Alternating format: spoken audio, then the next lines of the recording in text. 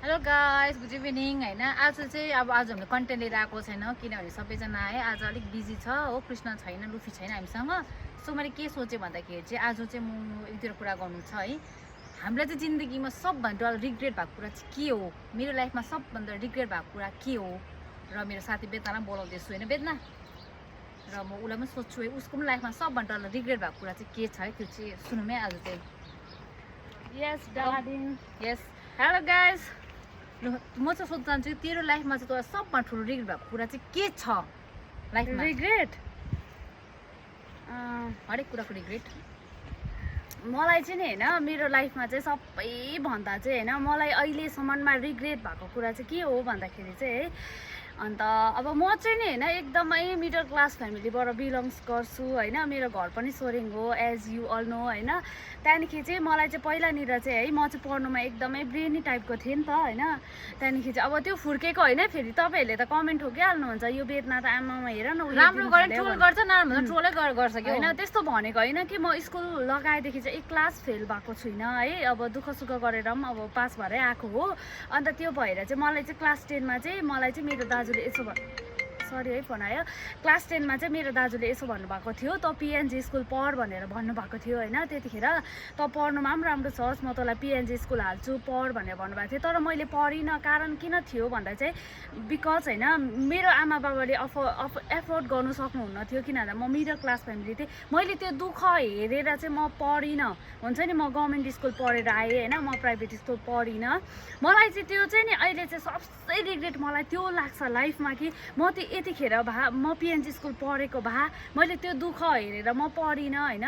तर अहिले म पढेको भए आज म यहाँ हुने थिइनँ होला सायद, जस्तो चाहिँ मलाई लाग्छ होइन।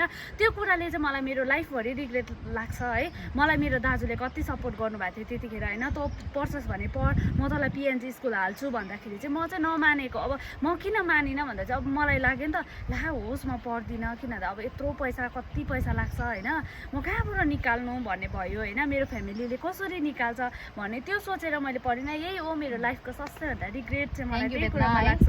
राम्रो पढाइको लागि रहेछ। सो मेरो पनि के हो भन्दाखेरि चाहिँ मलाई पनि लाइफमा सबभन्दा ठुलो रिग्रेट चाहिँ के कुरा भएको छ भन्दाखेरि चाहिँ है तपाईँलाई म आज भन्छु होइन। मैले चाहिँ है क्लास 10मा चाहिँ नपढिकन र कोचिङ क्लास नगरिकन मैले चाहिँ 60% निकालेको थिएँ। मलाई पिएनजी स्कुल पढ्नु मन थियो, तर मेरो पनि फ्यामिलीले एफोर्ड गर्नु सकेको थिएन, बाबा पनि बिमार थियो। सो मैले पिएनजी गरेन, मलाई पिएनजी पढ्ने इच्छा थियो होइन। सो म स्कुल जाँदै गर्दा चाहिँ मेरो पापा बिमार थियो, एडमिट थियो। अन्त साथीहरूले भन्थ्यो, म स्कुल गएको थिएन, भाइ बहिनीहरूलाई हेर्दै थिएँ म होइन, बहिनी स्कुल जान्थेँ। मेरो साथीले भन्थ्यो, मेरो बेस्ट फ्रेन्ड अन्जलीले भन्थ्यो, अन्जली सुधाले भन्थ्यो रुथ स्कुल जा हिँड बोल्दा है तेरो फर्ममा म निकालिदिन्छु, स्कुल जा 11 तैँले यस्तो राम्रो पढ्दैछस् गर पढ, तैँले पढिनस् भने तेरो लाइफमा भोलिपछि कोही पनि हुँदैन है। तैँले आफूले सोच भनेको चाहिँ त्यो मेरो कानमा माइन्डमा अहिलेसम्म कुरा खेल्छ होइन। सो मैले 10 पास मात्रै बोकेर म कल्चर नाच्नु गएँ डिस्टेन्सबाट कहाँ अब कल्चरमा पनि अब हुन्छ नि, अब मतलब अब गभर्मेन्ट होइन, यस्तै म्यामहरूले बोलाउँथ्यो, जान्थेँ टुर जान्थेँ, पैसा त कमाउँथेँ।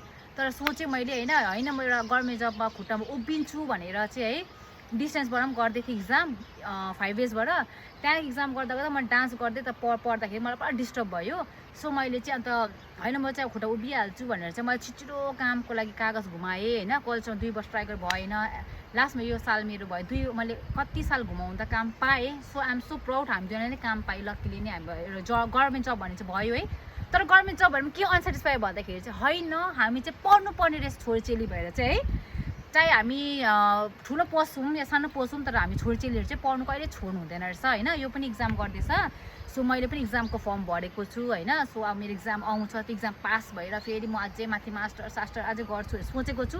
यसले पनि सोचेको छ, हाम्रो डिसाइड त्यही है। सो गाइस म त्यही भन्छु, हामी छोरीचेलीहरूले चाहिँ पढ्नु चाहिँ मोस्ट इम्पोर्टेन्ट छ लाइफमा चाहिँ है। दुःख पाउँदैन होइन। तर यस्तो हो कि छोरीचेली भन्ने जात चाहिँ कस्तो हो भन्दा होइन, हामी यो चाहिँ नेक्स्ट भिडियोमा भन्छौँ है।